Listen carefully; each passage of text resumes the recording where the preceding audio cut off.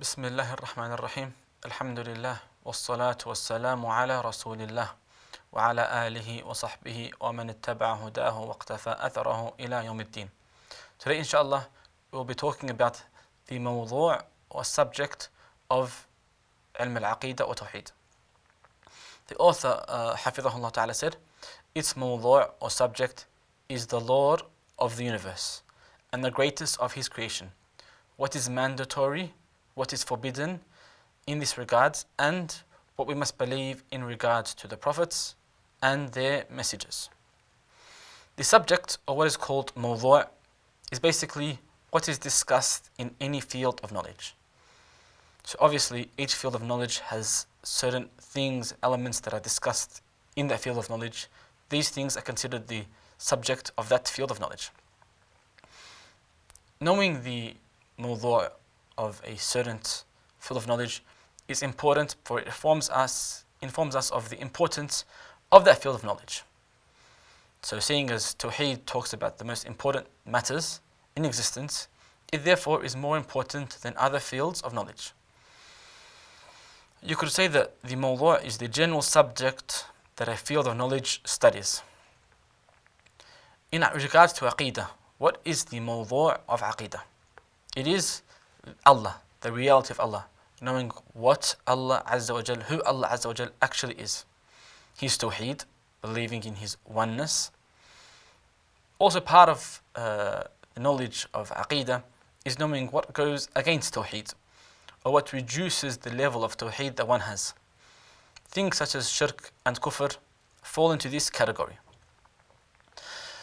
Part of Tawheed and Aqidah is also looking at what Allah must be described with in regards to names, attributes, and actions. Also, what we must give Allah, worshipping Him alone. The rights of Allah is also part of the subject of Aqidah. Believing in the angels, the prophets, the messengers, the last day, al-qadr or predestiny are all parts of the subject or mawdu' of the science of Aqidah. To reword this in a simpler fashion, you could say the subject of Aqidah revolves around three things. First of all, the reality and actual being of Allah. Allah Azza wa Jal and His being. That includes what we describe Him with, what we give Him as attributes, what we can't describe Him with, what we can't give Him as attributes.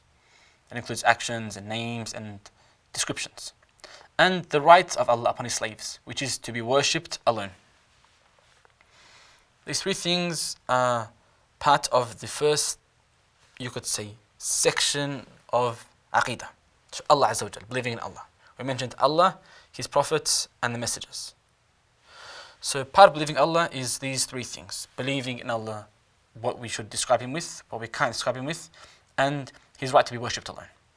This last point, the third point, is where a lot of the people of ignorance and deviant sects went astray.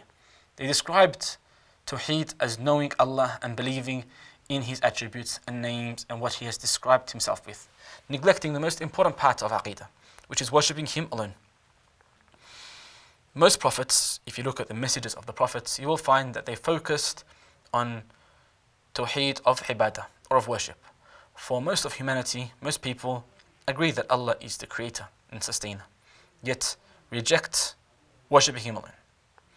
This limited meaning of iman and of kufr, they described kufr as denying what Allah has been described with, led to them going astray. They removed the actions of the limbs and actions of the limbs from Aqidah. So they believe that prayer and fasting isn't part of Aqidah.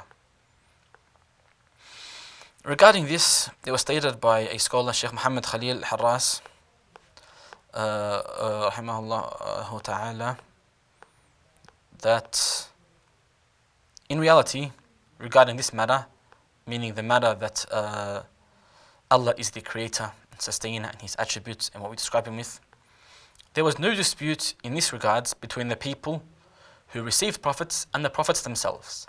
Instead, the differences between the prophets and those who received the prophets was present in regards to the Tawheed of al-Ibadah or worship. Therefore, the Prophets did not call to the belief in Allah as the Creator, even though evidence of that was often present within their messages. The main goal was the worship of Allah Azza wa Jal alone. That was the main message that they would call to. May Allah be blessed, may Allah be pleased with all prophets. Shaykh also said, if one limits himself in his research and knowledge in this field of knowledge, meaning Aqidah and belief in Allah, Tawheed, to the understanding of the Salaf, then he is from Ahl Sunnah. If he looks into the actual nature of Allah, or the kayf, or how Allah's attributes are, so Allah has a hand, you look at how is His hand? Is His hand like mine? Does He have finger joints? Does He have this and that? Looking into those details. If you do that, and look into matters of lordship and ilahiyat upon the methodology of the people of Kalam, then you have left the Sunnah and entered into al-bid'ah, and left the guidance and gone astray. If you go on further than that and look even deeper in that upon the ideas and concepts of these deviants, it may lead to kufr and leaving Islam. The Shaykh also said, may Allah have mercy upon he who said, the knowledge of the impossibility of understanding the actual being of Allah is in of itself understanding and knowledge. And to research into how or the detailed attributes of Allah's being and attributes is shirk. So we've looked so far at Allah Azza wa Jal, the first aspect of Aqidah, the first subject of Aqidah. We look into the second subject, which is believing in the Prophets. There is a big difference between believing in the Prophets and between researching the Aqidah in regard to the Prophets and Allah Azza wa Jal. That is, the Prophets are people. So we can look into details a lot clearer, in a lot clearer manner than we do in regards to Allah Azza wa Jal. So it differs in regards that we look into the actual being of the Prophets and what matters and attributes it is necessary for them to be described with using our intellect to a certain degree. That includes things such as truthfulness, trustworthiness, and the full conveying of their messages to people. Allah said, verily Ibrahim was truly tender-hearted and forbearing. He also said, وَإِنَّكَ لَعَلَى خُلُقٍ عَظِيمٍ, and you are truly a man of outstanding character. Allah said, وَمَا عَلَى الرَّسُولِ إِلَّا الْبَلَاغُ الْمُبِينُ, the messenger's duty is only to deliver the message clearly. All these ayahs and common sense prove that the messengers have to have conveyed the message of Allah Azza wa Jal fully in a trustworthy manner. As Muslims, we must believe that all messengers have done that. What the messengers are allowed to do or may be described with is also looked in within the science of Aqidah. Things such as marrying and eating were done by the messengers. وَقَالُوا مَا لِهَذَا الرَّسُولِ يَأْكُلُ الطَّعَامَ وَيَمْشِي فِي الْأَسْوَاقِ. In the Quran, Allah said that they say mockingly, what kind of messenger is this who eats food and goes about in marketplaces for a living?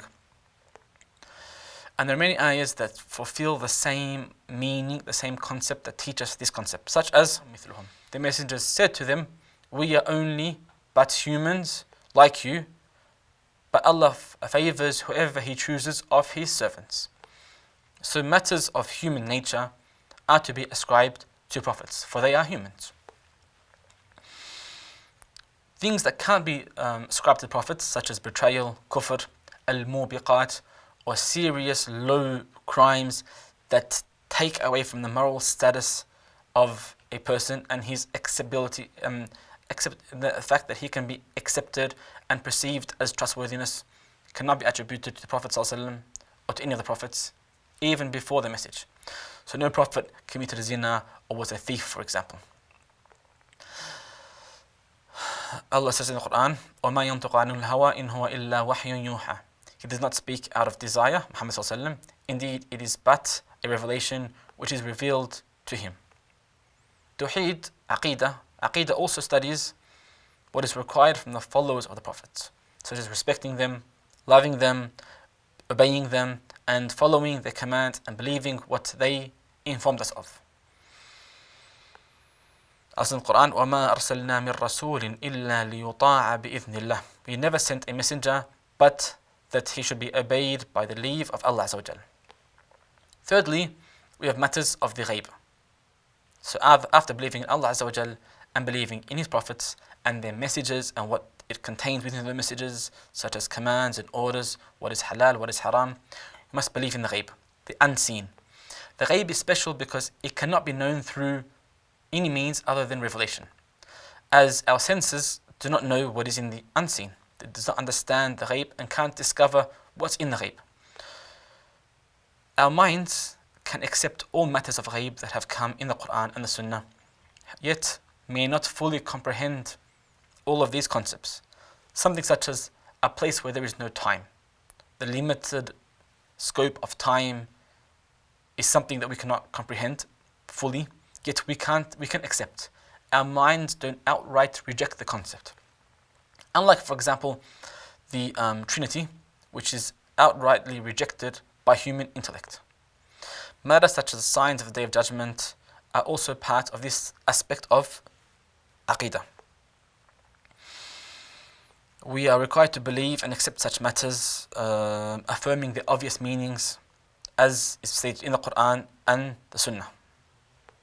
So, in this science of Aqidah, we study what Allah is to be described with and His prophets, what can, can't, must be in these regards, and the messages of these prophets, and al-ghaib, or the unseen.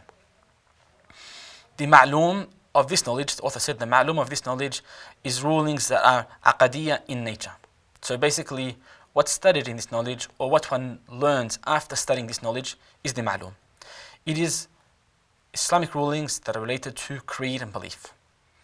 These are things that Allah Azza wa Jal wanted in the religious aspect, meaning that He wanted them to happen, He loved that they happen, and He commanded us to do so.